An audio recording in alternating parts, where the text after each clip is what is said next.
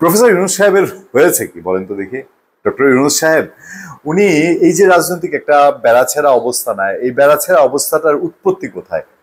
তার আশেপাশে যারা প্রোপাগান্ডা ছড়ায় তারা সব বিএনপির নাম বলছে, বিএনপি নাকি ভেজালের মূলে। বিএনপি ভেজালের মূলে কি? বিএনপি খালি কয় নির্বাচন নির্বাচন নির্বাচন এবং নির্বাচন, ডিসেম্বর ডিসেম্বর ডিসেম্বর। আচ্ছা, বিএনপি প্রচন্ড দোষ ধরলাম, বিএনপি চাঁদাবাজি করছে, বিএনপি দখলদারিত্ব করছে, আর খায়েশ জাগছে আগামীতে নির্বাচনে যাবে।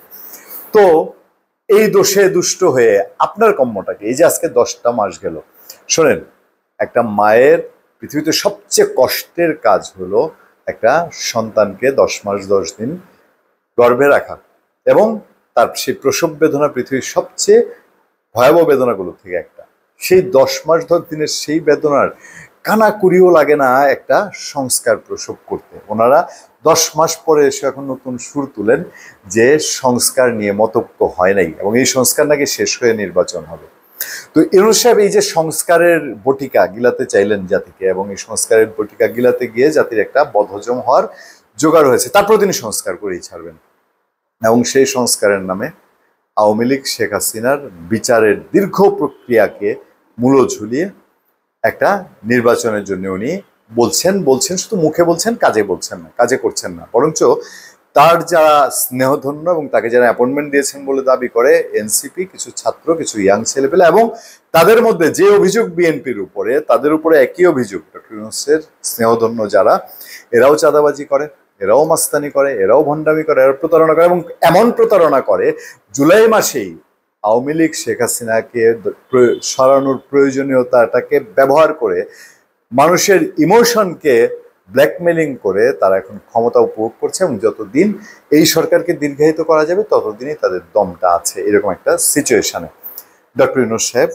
আচ্ছা, নির্বাচনের জন্য বলতে বলতে, ভদ্রস্থভাবে বলতে বলতে, বিএনপি যখন একটু দেখলো সোজা আঙুলে ঘি উঠবে না, আঙুলটা একটু হালকা বাঁকা করা শুরু করলো, তাই শুরু করলেন এবার বিএনপিকে নিয়ে, এবং বিএনপির লোকজনকেও তার লোকজন বেধমভাবে সমালোচনা করা শুরু করলো, ব্যাপক ভালো সমালোচনা করা শুরু করলো। সেই প্রেক্ষাপটে উনি একের পর এক বিএনপির সঙ্গে মিটিং করছে, আগে 2টা করেছে, এখন নাকি আবার আগামী 2 তারিখে করবে। তারপর তিনি বলা শুরু করলেন, জাপান গিয়ে বললেন শুধু বিএনপি নির্বাচন চায়, এদিকে কিন্তু দেশের বিএনপির সাথে আরো অনেকগুলো দল অটো আছে।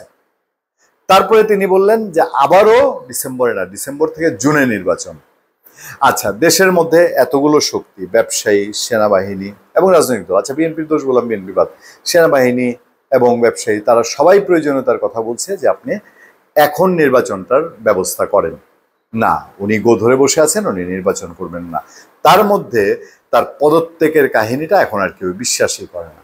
তারা সবাই বলছে যে এটা একটা মানুষ, চারদিকে এটা একটা রুর পড়ে গেছে যে এই টাইপের একটা মানুষ পদের জন্য তার আশেপাশের লোকজন এমন করবে, পদত্যাগের মতো একটা সেন্সিটিভ বিষয় মানুষের সামনে তুলে ধরবে, কিরকম আপত্তিকর না?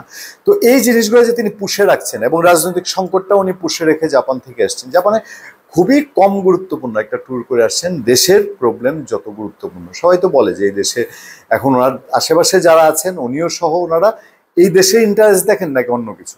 ওনার সাথে উনি নাকি দেশের মিডিয়াকেই পাত্তা দেন না, যে বাংলাদেশের মিডিয়াকে উনি মিডিয়া মনে করেন না, কেমন না? তো এই জন্যই বলছি যে ডক্টর ইউনূস সাহেব 84 বছর বয়স, উনি আসলে কি ভাবছেন, কি করছেন, বিএনপির লোকজন বলে কি নিয়ে যে আসছেন, ওনারা কি করতে আছেন, খলিলুর রহমান সাহেবরে কেন বসাইছেন, এক আল্লাহ মালুম। ধন্যবাদ সবাইকে, ভালো থাকবেন, সুস্থ থাকবেন, সত্য, করুণা এবং সহনশীলতার সাথে আপনাদের সাথে আমি আতিক রহমান পূর্ণিয়া।